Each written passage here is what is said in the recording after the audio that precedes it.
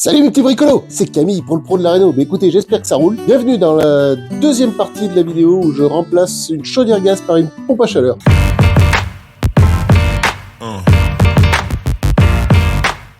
Donc là, j'avais une chaudière gaz. La chaudière gaz, je l'ai virée poubelle. Du coup, on a installé une pompe à chaleur. Donc la pompe à chaleur, elle est là. Donc c'est une pompe à chaleur de chez Atlantic. C'est une Alphea Excelia de 14 kW. La maison fait dans les 160 ou 180 mètres carrés.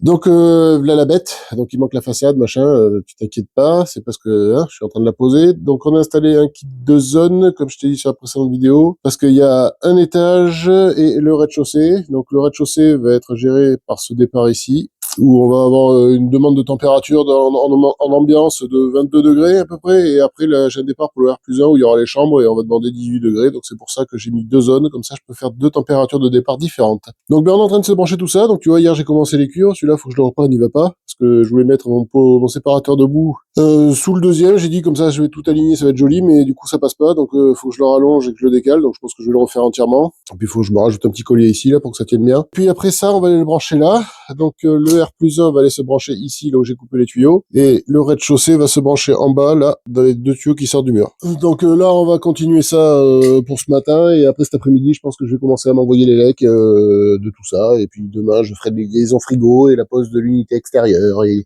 enfin il y a du bail quoi. Regarde le client, il m'avait préparé ça, hein. Si on n'est pas bichonné quand même, moi ça me fait plaisir, et alors du coup moi je bichonne mes clients parce que eux me bichonnent, voilà.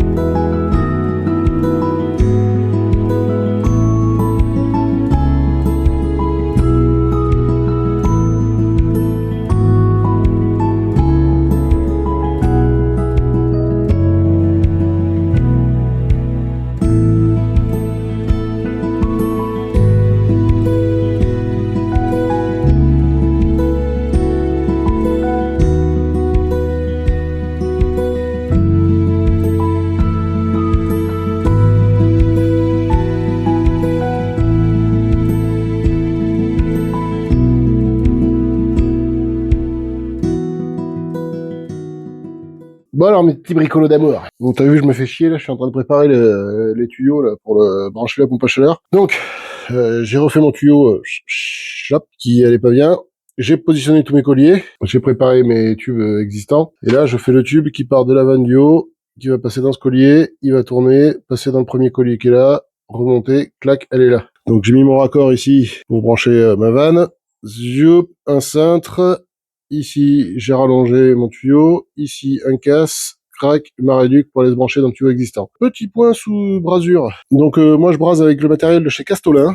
Tu vois, le décapant, la brasure, elle est là-bas, elle est là. Voilà. Donc, quand tu brases laiton sur cuivre, faut faire attention parce que le laiton a un pouvoir de fusion bien inférieur à celui du cuivre. Donc, tu vas avoir tendance à faire fondre ton laiton avant d'avoir fini de chauffer ton cuivre. Donc, faut y aller coolos, bien mettre du décapant sur le laiton, surtout sur le laiton. Après, sur le cuivre, t'es pas obligé d'en mettre si t'es un raccord, que tu fais une soudure, tu vois, comme là, cuivre sur cuivre. Mais moi, j'en mets un peu parce que mes barres sont un peu vieilles, parce que c'est du matériel que j'avais en stock. Là, c'est des barres de cuivre. Maintenant, du cuivre, tu sais, on en fait de moins en moins. Tu sais, faut production, vite, faut finir. Et le cuivre, c'est quand même une mise en œuvre qui est quand même assez longue, parce qu'il faut du savoir-faire et tout ça, et assez long à faire un peu de cuivre. Donc là, ça me fait plaisir de revenir un peu sur des méthodes traditionnelles. Tu vois, avec quelques cintres, un peu de soudure, machin, tout ça. Brasure, attention. Donc en cuivre, parce qu'autrefois, on faisait que de ça. Tu vois, j'en avais plein de caisses, tu vois, j'ai fabriqué des caisses en bois, là, et dedans, j'ai tout mis, tous mes raccords. Alors là, c'est tout ce qui est cuivre de 22, tu vois, j'ai les écrous libres. Alors, on pourrait faire des collets battus, mais à un moment donné, faut évoluer, c'est fini, ça. Après, même si je sais les faire. c'est pas le problème, tu vois, j'ai des réductions, des manchons, des T, des coudes, des machins, des trucs. La même chose en 18, avec mes raccords en laiton. Là, j'ai la même chose, c'était peut-être du 14, et là, le 18, enfin, bon, bref. Et tu vois, comme ça, quand on fait des chantiers comme ça, tu vois, on s'emporte la caisse et terminé, quoi. Et on se la trimballe pas toute l'année dans le camion, alors qu'on s'en sert de moins en moins, quoi. Donc, bien sûr, dans le camion, j'ai quelques raccords cuivre quand même pour des dépannages, tu sais, si jamais il y a une fuite ou quoi, que t'arrives à te dépanner, mais j'en ai 4 fois moins. Avant tout ça, tout ce que tu vois dans les caisses là, c'était tout dans le camion. Ben, je vais mettre mon tuyau en place là une fois qu'il aura séché. Après je vais avancer en caméra off et je te reprendrai, je te referai un petit point quand au fur et à mesure de l'évolution. Mon circuit étage, les deux tuyaux qui sont là, ils montent et repris sur le tuyau existant. Après j'ai fait mon remplissage avec le disconnecteur, tac tac, tu vois, repris sur le tuyau de sanitaire. Avant il passait là ici où il y a le trait. Donc j'ai dégagé, j'ai tout coupé, j'ai refait le morceau, j'ai remis un T ici. Remplissage. Donc tu t'inquiètes pas, les tuyaux sont noirs, ils sont sales, c'est pas grave. Normalement, je les aurais tout bien briqués, nettoyés et tout, là, pour mes clients préférés d'amour. Mais je vais les calorifuger. C'est comme j'ai un plancher rafraîchissant, tout calorifuger, donc ils sont tout cachés. Après, on continue. Donc on repart de là, une vanne sur le départ, après le séparateur debout, tac, je redescends et je vais me repiquer là en bas pour mon circuit rez-de-chaussée. Donc ce que je vais te montrer, tu vois, je suis en train de faire ça. Je suis en train de mettre des petits bouts de tuyaux là, tu vois, pour repartir. Et ici, je vais me mettre des vannes de coupure dessus. Petite vanne que je vais me mettre. Tu vois, je fais des petites crosses comme ça. Et ça va me servir à plusieurs choses. Je vais mettre ma vanne au bout. Attends. Dégage l'étiquette, je vais mettre ma petite vanne au bout là, tu vois, et dessus je pourrais y brancher ma machine à remplir, parce que pour remplir du plancher chauffant il te faut une machine, parce que pour sortir tout l'air qu'il y a dans le circuit, sinon ça marchera pas. Ça va me servir à faire l'entretien, quand dans 5, 7 ou 10 ans les clients vont me rappeler, ça chauffe moins bien, pour faire le désembouage. Et ça va servir aussi que si jamais il y a une intervention à faire sur la machine, à pouvoir vidanger mon réseau de chauffage. Donc je suis en train de me préparer ça et je voulais te montrer un truc parce que j'ai pas ma machine à faire les piquages. Alors une machine à faire des piquages, ça sert à quoi? Tu vois, ça c'est un tuyau diamètre 22, tuyau diamètre 14, c'est le diamètre extérieur du tuyau. La machine à piquage va me servir à faire ça.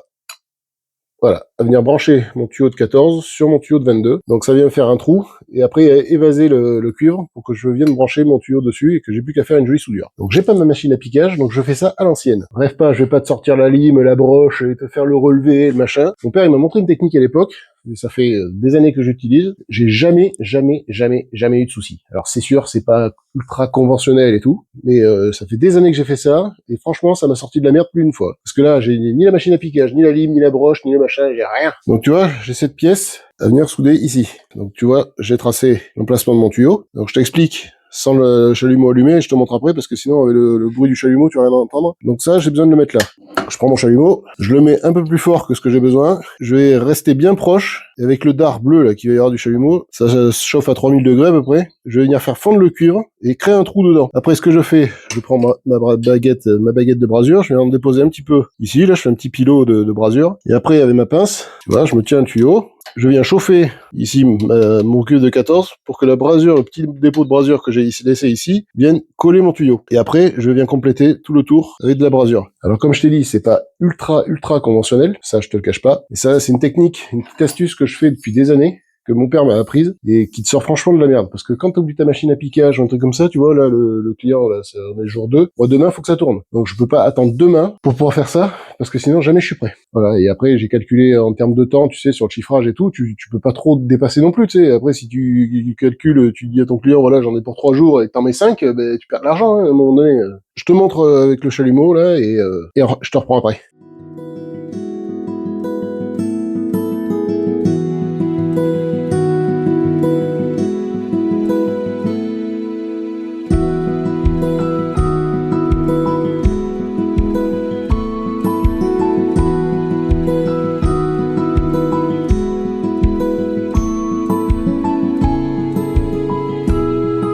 Tu vois, petit trou dans le tuyau.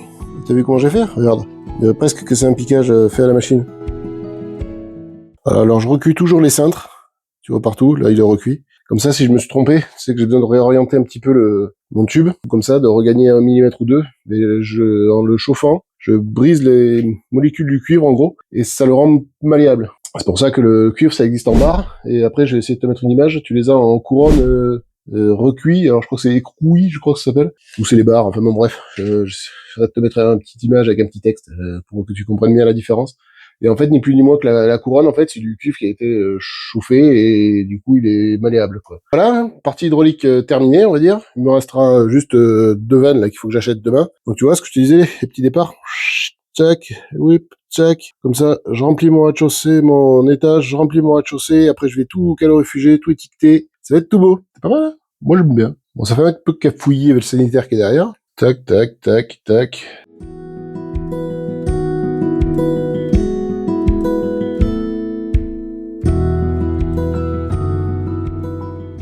Bon ben voilà mes petits bricolos, mais écoute, comme d'habitude, si ça t'a plu, tu likes, tu partages, tu t'abonnes. Si t'as des questions, petits commentaires. Moi je vous dis à une prochaine vidéo, on se retrouve demain parce que la journée est terminée pour moi, je vais ranger et j'en ai ras le bol, je suis fatigué. Et je te dis à demain pour la mise en place du reste. Allez, tchou les bricolos, portez-vous bien.